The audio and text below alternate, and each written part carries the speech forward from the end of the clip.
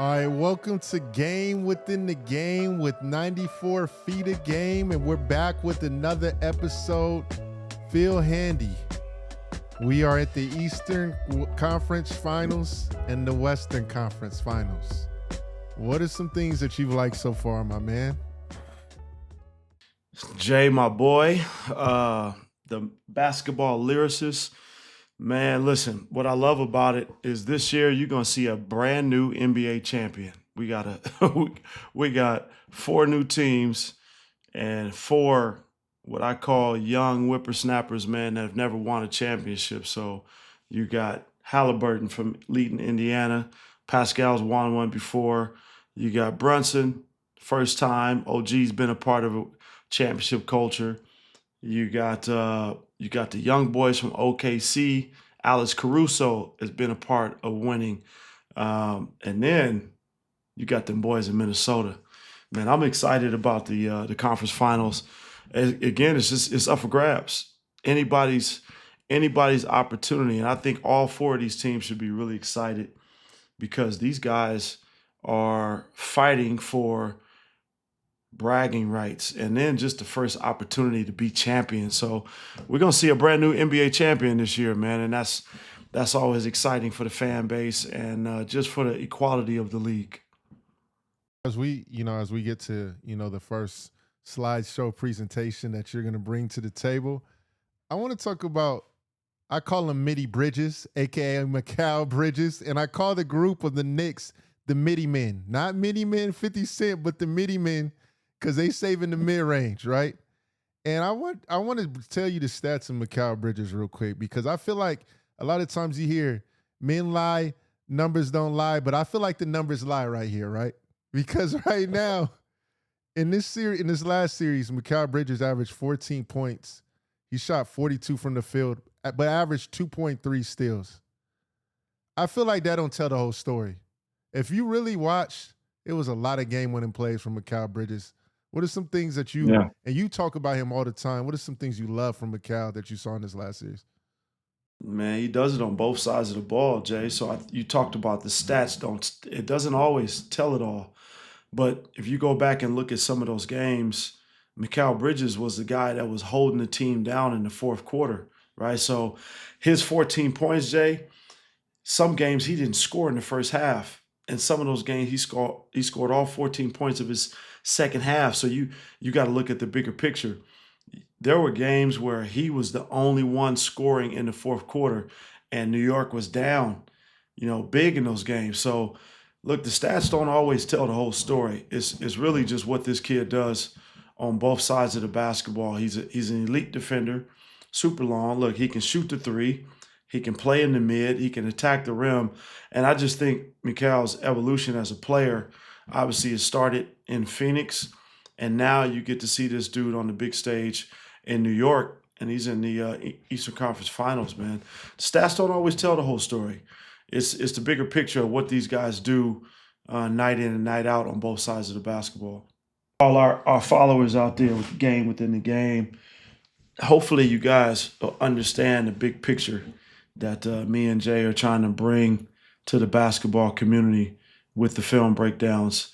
You guys hear me talk about mid-range a lot because I think it's a part of the game that people try to erase, and it's a big part of the game that helps teams win crucial ball games. And again, I've always just kind of talked about the very best players, they have to have a mid-range game in their arsenal because teams can take away three-pointers, teams can take away your ability to get to the rim, but can you play in the middle of the floor? That area of gray area of mid-range, and you see a lot of these guys and a lot of these teams that are in the finals, they have high major and elite mid-range players, right? Again, they can shoot the three, they can get to the rim, but when it gets to nut crunching time and these dudes need to get a bucket, most of the time it comes from mid-range attacks. And I just hope that you all will start to understand how important these shots are, just like how important three-pointers are and layups and free throws. The mid-range game is a big part of the game, and we can't let anybody take that part of the game away from us because this is where a lot of players score. So as we tap into it, Let's get rolling with the young buck Bridges in New York. Kind of shows some of the things that he does really well. Bridges midi. You see the slide, his midi and his fade game is elite, right? I just think this kid has really developed his ability to play into the post, right? So I call this a drive to post. And again, this is a little bit of a simple play, but it starts out as an open drive. And a lot of times, right, when you cannot just beat your defender to the rim, are you big enough? Are you strong enough to control and then just get into the post? You see how he slows down. And again, you see how New York has all this space. He sees vision. And what does he have? The whole middle of the floor. And Derek White's a good defender. Bridges just uses his size, right? All 6'7", 6'8" of his size. Get a little separation from the bump. 2 feet. And again, what does he do? Square his shoulders. And I love Brunson. Brunson say, I love that midi game. That's what me and my son work on every day, man. Again, showing it to you again, right? Good bump. Get to the midi. And then watch my man right here. My man say, Bridges, let me shoot the midi with you. I'm gonna give you the fadeaway too. The fact that you see that, bro, it's so dark too, dog. I'm gonna be squinting my eyes like JR right now. And then we got the other young fella said, look, let me get some black power going on in here. Let me show y'all elevate this fist for Mikal. We get the black power in New York City. Man, New York fans are loving it. And listen, bro, kind of going back into this play, this reminds me of your Laker days. The clear side in transition. You guys did that a lot with D'Angelo Russell. Every time when he would go in transition, he would get a clear side. I see a lot of NBA teams do that. Why do we see so many teams go clear side like that? You know, in transition, they automatically know, all right, we're gonna clear the side so we can get this ISO post up. well, if you got an elite player that can score one-on-one, right? You talk about D'Angelo, the Kawhis, the LeBrons, the KDs of the world, even Giannis's, even like Booker. You know, players like that are really able to play from the perimeter to the post, give them a clear side to where they can operate. Right now, what you see Towns, right? You see where Towns in. If he wants to, what can he and Bridges do? He can come into a side pick and roll, but it's just early, right? It just gives him, look at all the space that he has. Clear side, right? And again, D. White says, look, I'm going to guard you one-on-one. But Bridges just says, now I'm going to turn my back. I have all this space and opportunity. Boston is not double teaming. So look at all the space that he has to play. And this is what the clear side stuff gives you. He's got all of this room, right? All of this room. And look again, look what Boston's doing on the backside. Because of OG's shooting, right? You can't leave him. You can't leave Brunson. You can't leave Towns. So that gives Mikal Bridges just the clear side opportunity to just go to an early attack, right? And that's just for really, again, a lot of the players that are really elite in being able to play one-on-one early in the offense.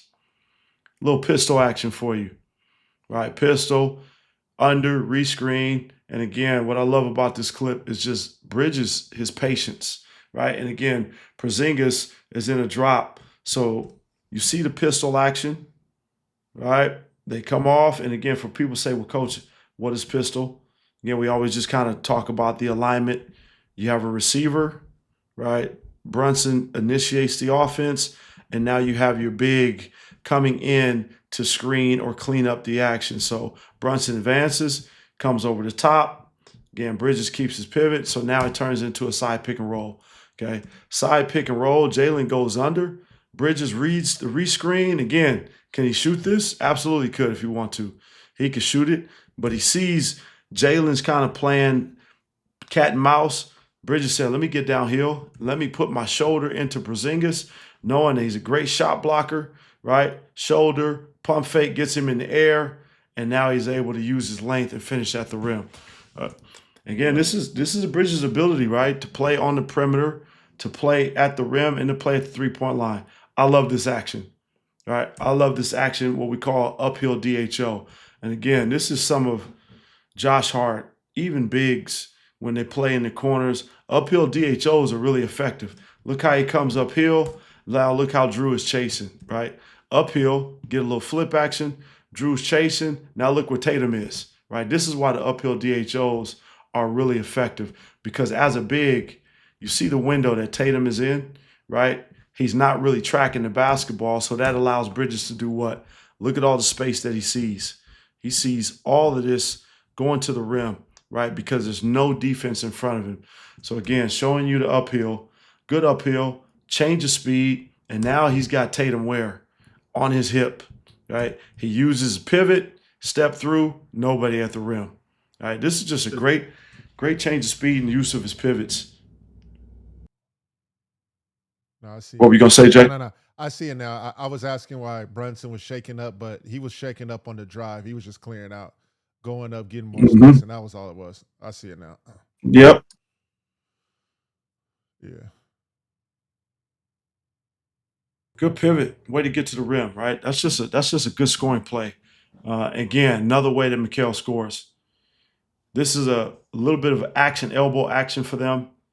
Man, listen, that fade, that's why I said these fades are elite. Okay. Again, this is a design play for New York, right? And look where it starts, right? The play starts early. I want you guys to put your eyes on Bridges. He's establishing his position early. Okay. Handoff. Fakes the handoff. Now again, they come to a middle pick and roll. Again, great screen. And again, you can see Bridges change of speed and then that fade, right? Showing it to you again. So, because I want you guys to see what Bridges sees when he comes off the pick and roll. He sees the drop. Look where his vision goes, right? His vision goes. I want you guys to watch his head, watch his eyes. You see where his eyes goes, and now that engages Cornette. Cornette's like, okay, I got to drop back to where I can take away this pocket pass because Robinson is a good roller. He's a lob threat. So watch what Cornette does, right? As he sees it, it's real subtle. He just what? He checks the big, and that gives Bridges all of that space. Use the eyes, okay? Freezes the big, and then watch how he fades back. So, Jay, this is a big point of how I teach fades, right? So we talk about players understanding how to control your fade, which is a big thing. Most players, if you're not on balance, they're going to fade where? Fade out of bounds, be behind the backboard. Watch what Bridges does, how he controls. Cornette, we just showed the clips of the green Cornette, right? Shot blocking everything. look at where Bridges has to go. He fades back into the pocket, and look, Cornette can't even get to his shot because he controls his fade and fades away. Man, that's a big play. Look, Steph say, look at Stephon. Marbury say, I love it. Marbury say, I see you down there, young fella. Let me give you a little butt tap.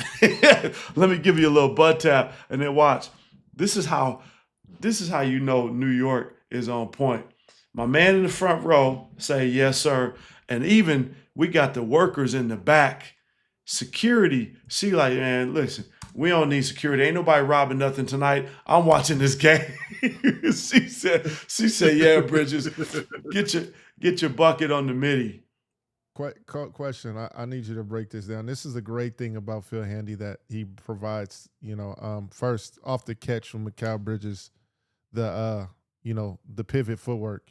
Kind of like backing the defender up without a dribble, and then two, Jaylen Brown is kind of still hugged on Towns. I know a lot of people would think that why doesn't he stunt and get back? And then the last, I can't let you have a Phil Handy game within the game without you talking about that wide base when Mikal Bridges gets his balance and his base before he gets to that one leg fade, going baseline a little bit. Well, I think most of the time, right, what Boston is trying to do, as much as they can, they're trying to keep the pick and roll 2-on-2, right? So they don't get in rotation. Now you see Al Horford, he's in the lane line, right? They're saying, hey, we can play off Josh a little bit more and we'll lay contest, right? So right now, Jalen is guarding Karl Anthony Towns on the strong side of the floor, and it's not even great spacing, right? The spacing is not great. Look what Towns is, right? If we have really good spacing, Towns would be where? Deep in this corner, to where now when Mikal comes off the pick and roll, he just sees a lot of open space, right? But the spacing is not great, right? But Mikal, again, he uses his eyes to get Cornette to move out of his window. And Jalen is saying, hey, I can't help too much on the strong side. That allows Mikal to what? You see that gap he's able to play in because there's no stunt? And again, look at his base on the plant. He plays off of his back foot, right? And this is where the fades are really important. Playing off your back foot to where he can control that, right? Just a lot of different pieces to that within New York's offense. Again, this is just another way he attacks. Now he's off the ball. Okay, now you got Brunson, right? You got two bigs in the defensive action, right? Porzingis ends up matched up on Brunson. Al Horford's up the floor. And again, you can't really see the first part of the play where Robinson sets the screen. But now watch how Horford does. Again, why does he do it? Why does he do it, Jay? What do you recognize? See if you're paying attention. All right, so Horford's basically, he wants Porzingis to switch. He wants to get it. Oh, because he's trying to trap. Or is he telling Porzingis to switch? But does Porzingis not hear him? I'm thinking he wants Porzingis to switch. Even more, them two, they probably switched it, right? But even more, watch the coach on the bench. Again, now they're saying, hey, don't leave Porzingis on the island. Watch the coach. Come on, Horford, come back for the double, right? Come back for the double team. So now Horford comes, and what does Jalen do? Jalen reads it, let me reject. And why is he able to reject? Because I want you to watch where Porzingis' top foot is, right? This is what I call his top foot, right? Watch where his foot is in comparison to where Jalen's moving. So now look what Jalen sees. This is how guards reject. If you get the big, right, the outside big, how can you reject to where I can attack you on the outside? Porzingis doesn't take that outside space. Now you see how Jalen has a gap on the reject again. And then Bridges just says, hey, I'm just going to beat you off the catch. And again, let me get to the midi. Jay, I want you to understand directional. I want all you guys out there to understand how elite this is to control your fade because where now he beats White. Who's the secondary defender? Okay. Look at Porzingis. And again, long, look where you see where Bridges goes on the fade, just enough to get away from Porzingis. Hey man, that's elite. That's elite fade game, right? Just gives you an opportunity to really kind of see this kid's ability to fade. And again, look at the fans. The fans are like, man, we love the middies in New York. Watch my man. He's like, let me give you a hug. And again, people might say, well, coach, you're saying that Bridges mid, his fades are elite. Yes, I am, because I'm showing you 3 different fades, right? And this is all we talked about, Jay. These are all fourth quarter buckets. This is where I was saying to you, Jay, about him and his scoring. It doesn't always show. He's getting big buckets and big moments in these games, man, in a playoff series. So again, you have a little bit of uphill help by D. White. Look what Bridges does. Plays against the grain. And again, watch his fade. And again, I always say, what makes this play? Okay. What makes this play work? What makes the separation and what sets it up? I'm asking you a question, Jay. What sets up Bridges' separation on this simple drive, this little kick from Brunson? I would think the drive from Brunson, well, show it to me one more time, just real quick, because I ain't trying to fail this. It's real subtle, right? Again, this easy. Number one, it's 2 of them. It's OG and a little bit of Mitchell Robinson. They clear out a little bit because Drew is really good at helping. So I would think if OG don't clear out and Mitch don't clear out to the other side, Drew is for sure helping. And Drew turns his back. Well, even before that, right? Here's what causes the trigger. So Jay, I always talk to you about the starting point. New York's defense is clearly designed to put all of our eyes on Brunson. Look at Porzingis.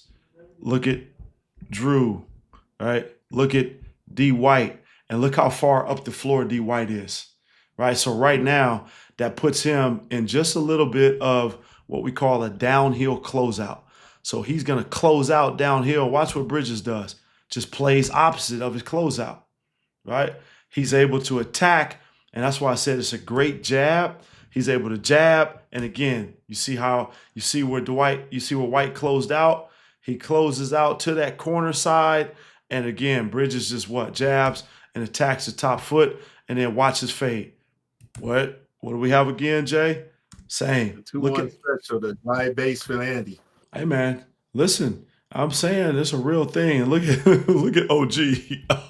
OG is like, young fella. I'm open. But Bridges says, let me get to this spot. Let me control that fade. And again, that's elite. That the young fella has really developed his game to be able to play at all three levels. I'm really glad that you showed the jab right to the 2 dribble pull up, because a lot of times in the workout, even when, I'm filming workouts, or even when I did do the workouts back in the day, that stuff be the boring stuff to kids nowadays. You know what I'm saying? Jab, 2 dribble, get to the pull up. But then when I see it happen now, and we go over the film breakdowns, how important jabbing to the baseline gets the defender to bite. It's those small details, the more and more I start watching the film, that are so important. Even when you think something's so simple, it's important. So I appreciate you sharing that knowledge, bro, to be honest. Fundamental. I think a lot of people think that the game is always sexy. I want to use that phrase, right? Everybody thinks the game is all of these complex moves. And people talk to me, like when I teach dribble combinations, Jay, you've been in the gym with me. You've seen a lot of the workouts with Kyrie, with other players. When I teach dribble combinations, it's for instinct. It's not so you can over dribble. So when we do go to a jab series, are you good at 1 dribble change direction, 2 dribble change direction? So the fundamental stuff that you see from these elite players, that's the separator. I don't care what player you're looking at. Their fundamentals that they have are at a high level. And speaking of fundamentals, we getting ready to get to the Shea Butter. Shea Butter is in the Western Conference Finals, man. I'm really happy for this kid. Just watching his development of just where he's come from and to where he is now, and how he's just become just a leader of this team and this organization, and just watching this dude's growth, man. But here's the key for me, right? I'm going to talk about Alex Caruso here in a little bit. You, bro. But yes, people don't understand his value as a player, right? Alex right now basically is playing the 5 for them. I want you to see who's guarding him, right? Jokic was. Now it becomes what? Okay, and again, this is what we call hunting matchups. So Alex Caruso becomes the screener. They'll let Chet space. Dort's going to space. Williams is going to space. And now Alex becomes a screener in the action for Shai, right? But here's the subtle part about it. That screen, Jay, creates the separation, right? So just watch the screen. Now look what Brown has to do. He goes under, and now he has what? He goes under. He's playing uphill. And look at Shai's, that in and out, elite separation, man. I'll show it to you again because I want you to see. Watch Alex, right? Early in the offense, great screen. And again, now what you see, Brown has to go under, right? And Shai does what? He retreats to the 3. He makes Brown have to eat up all of this space, right? And this is what gives Shai the ability to dance on him. He eats up that space.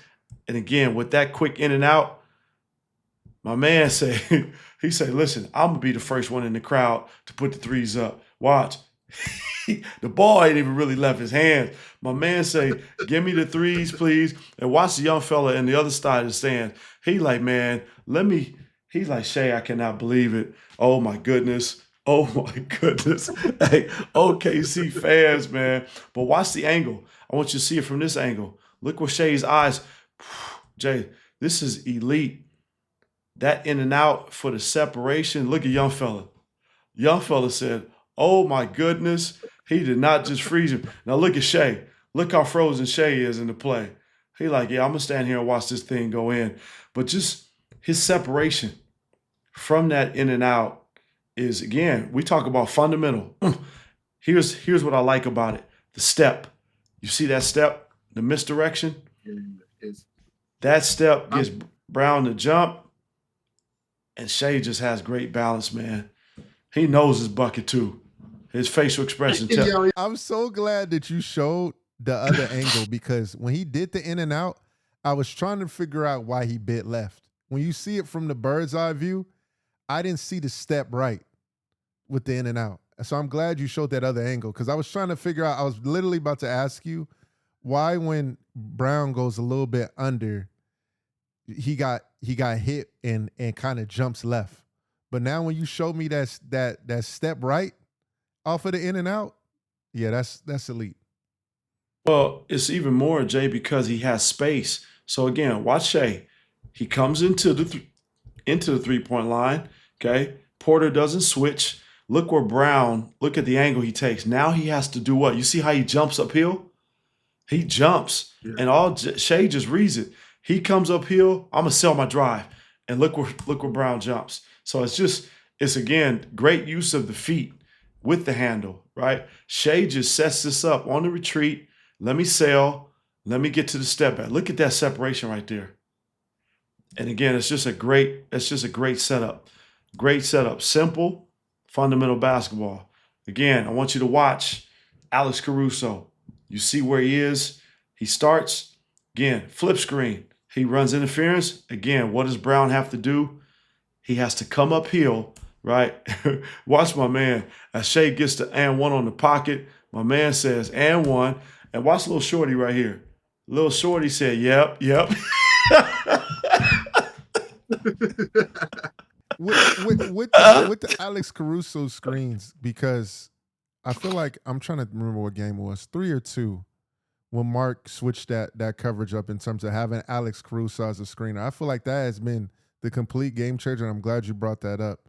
Why is it so tough guarding this guard-to-guard screen, even though you're saying that Caruso is the 5 right here? But can you explain to everybody why it's so hard and why that was such a game changer? Because I feel like that was a game changer for me when Caruso is a screener with Shai in a lot of these situations. Well, this is part of the game strategy. I want everybody to understand. Basketball, the hoopers out there will understand what's going on. Who are they targeting? They're targeting Porter Jr. So take everybody else. Let's bring him into the action so we can create either a switch, or Alice is going to set good screens and Brown is going to end up being behind.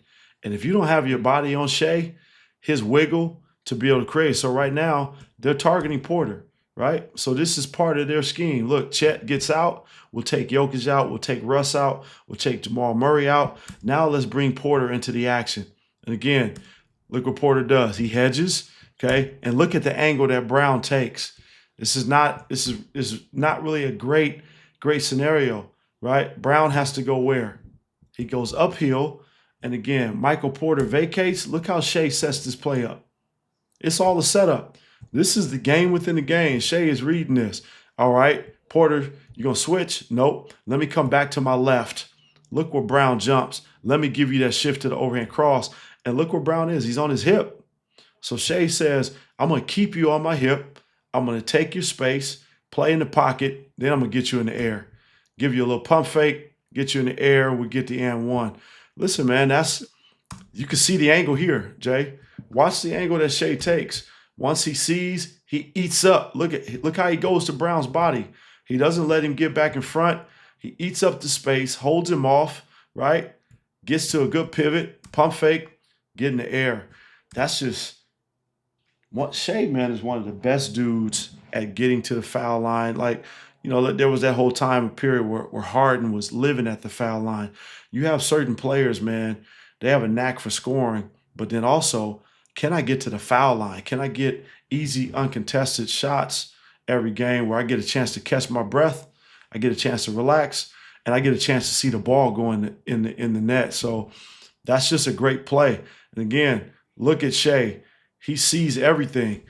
And another part of the play that people don't recognize, right, maybe is how Chet moves out of the window, right? Chet just kind of, again, he's playing in a dunker. Look what he's telling Williams. He's telling Williams space. Okay, Chet understands and reads it. Watch how he just kind of moves across the baseline. Super subtle, but that still gives Shai that whole pocket to read that play and play on the left side.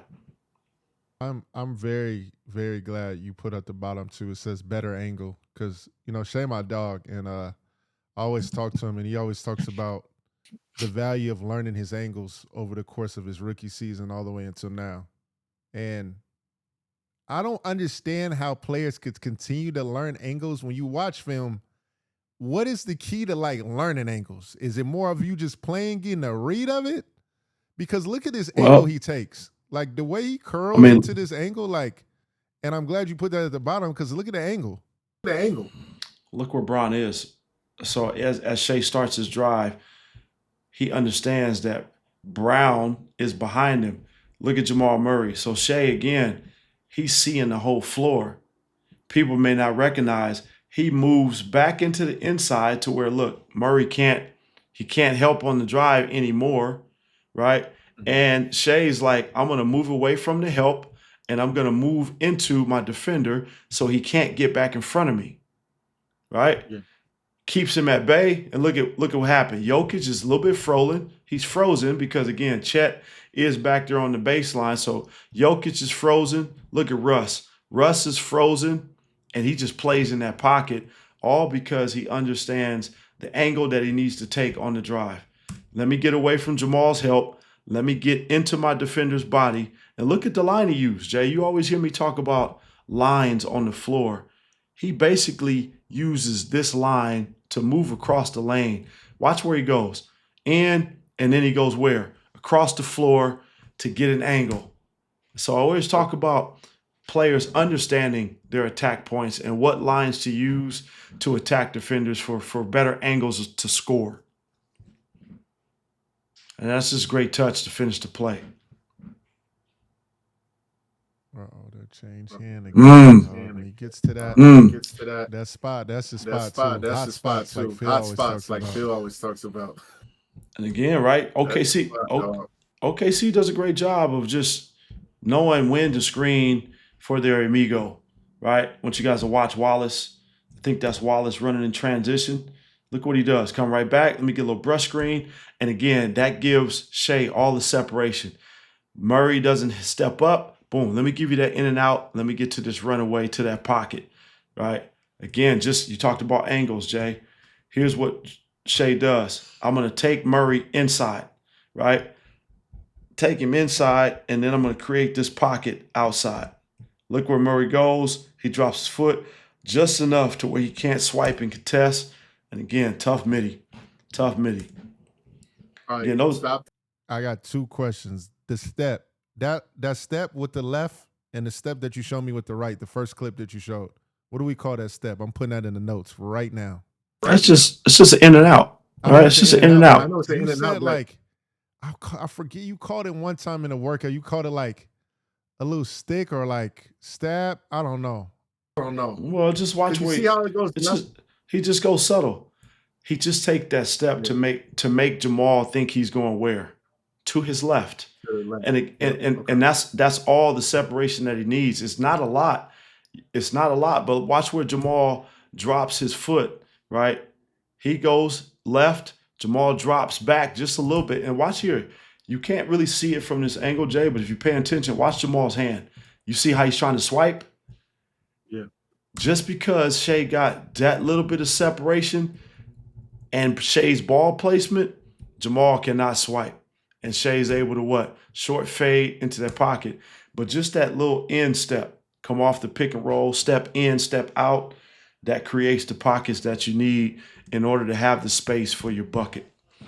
Again, man, this you with the Caruso, because there was a picture that went viral, and I was like, man, this is a great time to talk to Phil when it's time for the breakdowns. There was a clip of Mark and Caruso that just went viral recently when during their time in the G League. They're in the G League together. Mark was the head coach. Caruso was on the same team in the G. And if anybody knows about that G League grind, it's definitely you, Phil, like, because you were in the G. I don't even think a lot of people realize that. As a coach, showcasing the process between player and coach, and then also from coach, because I don't think people realize y'all journey. Like, it's a tough grind to get to where Mark is, where you've been, where everybody's been. So when you see pictures like that, like, what can you speak to in terms of that and that journey and that process? Well, look, man, Mark, he spent a lot more time in the G League. Well, I should say a lot. I think Mark may have spent a full year being a head coach in the G League, maybe more. Man, my first year of coaching, I volunteered. I wasn't even paid. I volunteered to work for Eric Musselman on his staff for the Reno Bighorns. And this was before it was called the G League. Back then it was called the D League. So this is in the dinosaur stages of Eric was gracious enough to allow me to come and volunteer. And I did the player development stuff for his team. And that team, man, it was, let me tell you, the grind. Danny Green was on that team. He got called up to the Spurs, never came back. Jeremy Lin was on that team, got called up, never came back. Steve Novak was on that team, got called up, never came back. Patrick O'Brien, Hassan Whiteside. Bro, we had Patrick Ewing Jr., we had Aaron Miles.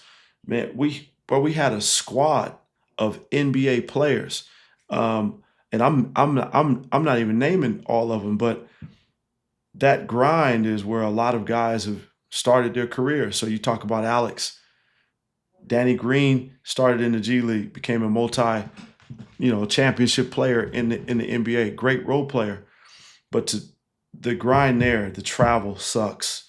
You're sitting in the airports at 4 o'clock, 3 o'clock in the morning, trying to catch a flight to go to another city.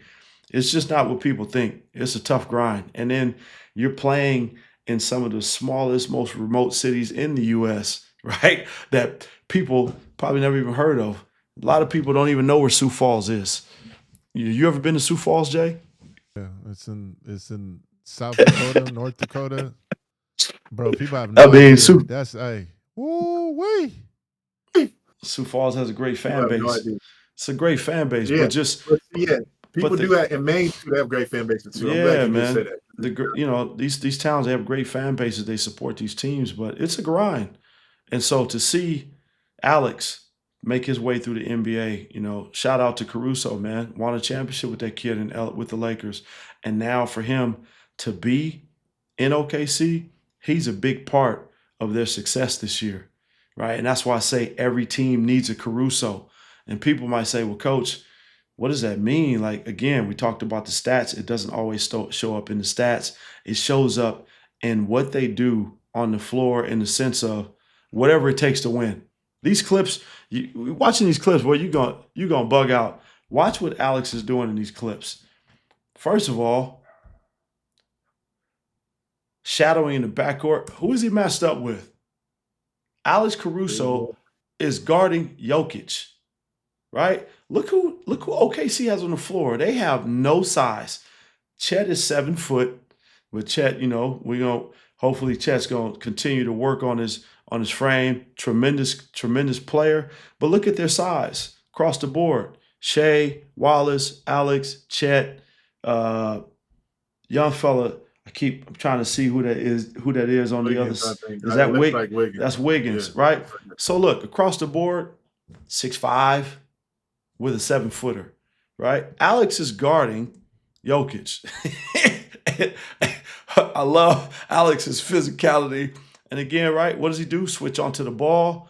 This is OKC's defense. Look how they're all helping each other, right? You get a switch, right? And right now, that switch is really good. But here's what saves the play. Jamal Murray was going to throw this ball to Jokic. But what saves the play? Alex and the high hand. Switch up. Watch this. High hand. Let me take. Now that makes Jamal have to alter his pass. Shai's in a help position. Watch what we do. Short closeout, right? He doesn't overrun his closeout. Short closeout, contain. Now watch what Wallace does.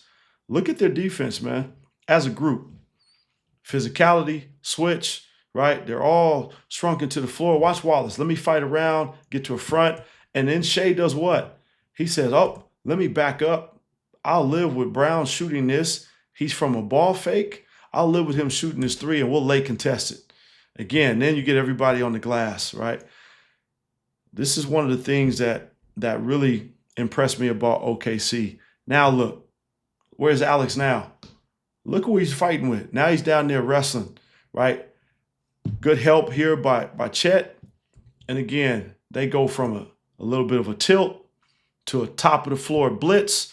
And again, right, they don't overcommit. Here's what I love, what Shai does.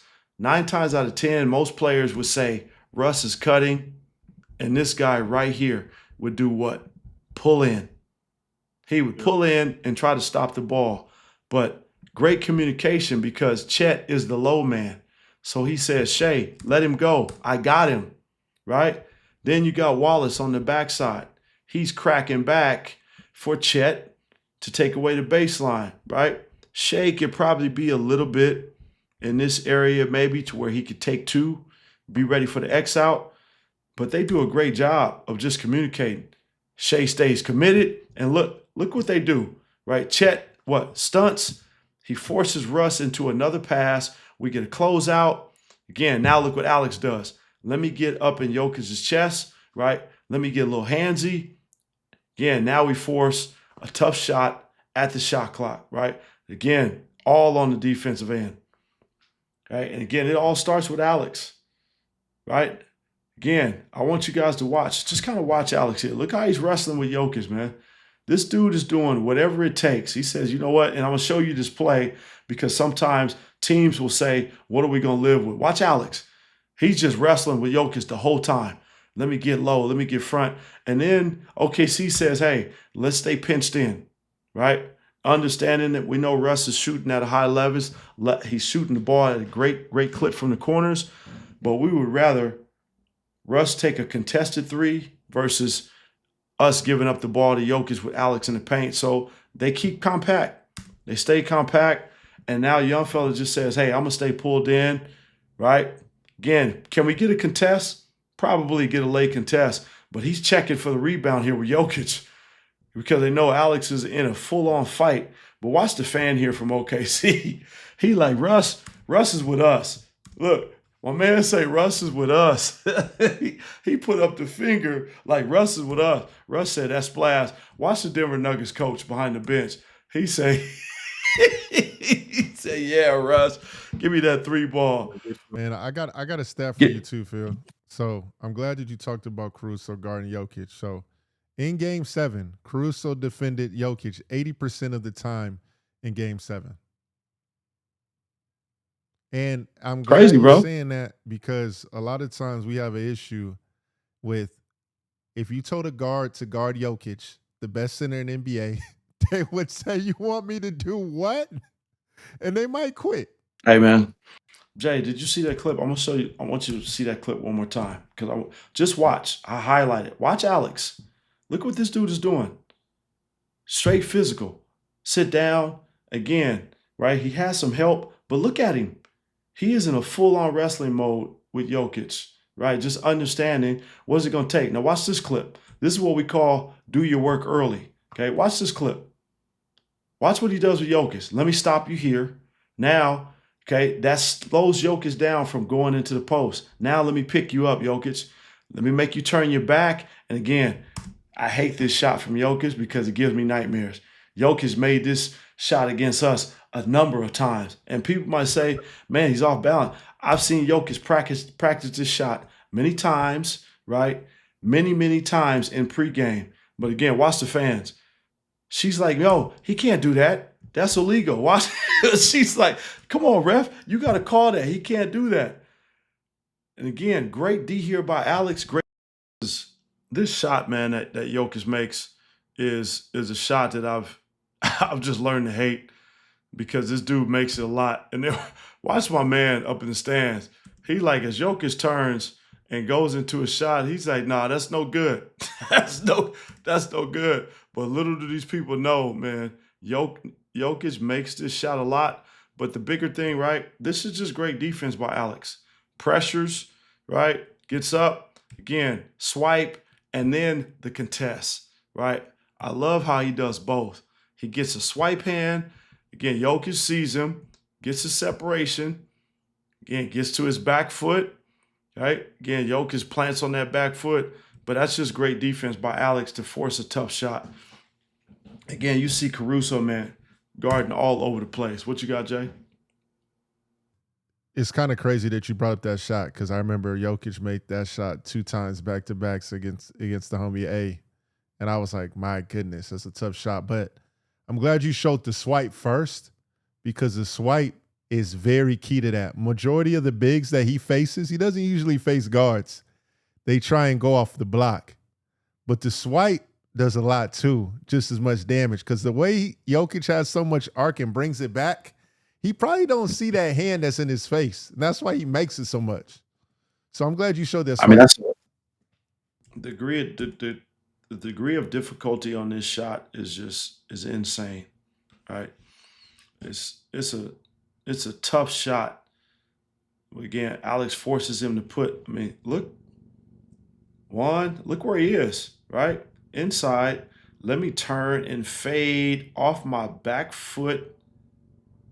And again, that's such a tough shot, man. But he makes that. He makes it look easy when he makes it too. Now look at Alex, right? Watch this play. Starting in the pick and roll, right? Now he's in a drop coverage. You see him talking. Look how he plays the drop. Jokic goes, he vacates. Now he comes up on the other side, switch. Ooh, let me give you these elite hands. Man, look, Alex Caruso is a very underrated. But watch what he does. He plucks him, and then he moves him all out the way. Like, Jay, that is elite. Let me pluck you with my hand, and then let me move you so I can get the basketball. Hey, bro, that's just next level. And what people don't understand about Alex Caruso, I used to make fun of Alex. I used to call this fool Popeye, his forearms. I used to call Alex the Popeye forearms.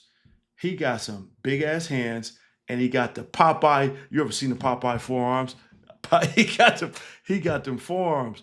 But strong kid, man. Again, watch him. Now watch him. Again, these are a lot of clips where Alex is guarding Jokic, right? What does he do? Face up, pressure, and again, elite hands. Let me give you one swipe. Turn away. Let me give you another swipe. And again, they're off to the races. And then this clip right here, this is the last clip. It just kind of sums it up. Man, give me that. Alex says, give me that. Let me go the other way and let me drop a dime for my teammate. Watch this. And they're running a pick and roll with Jokic. Look at his hands. Look at the timing. I want you to watch. Look at the timing. Look at them. Look at the hands. Look at the forearms. Alex says, let me get that, Jokic. And then see that. He was going to get through that screen right there. This is what you call. You see how he just avoided Brown, and Brown comes and sets a great screen. Alex says, excuse me, right? Let me step up and let me use my offhand. It's just, hey, man, I'm going to say it again. Every team needs a Caruso, right? And watch Al drop off. Watch my man in the stands. He like, yo, let me jump with you, Shai. Hey, man, that's another episode of Game Within the Game for you. And again, just a lot of different parts of the game, right, Jay? It's not always just the top plays, but there's all these little things that happen in the game, man, that hopefully everybody can continue to see the game from a wider lens as we get to these conference finals and as we get eventually into the NBA finals.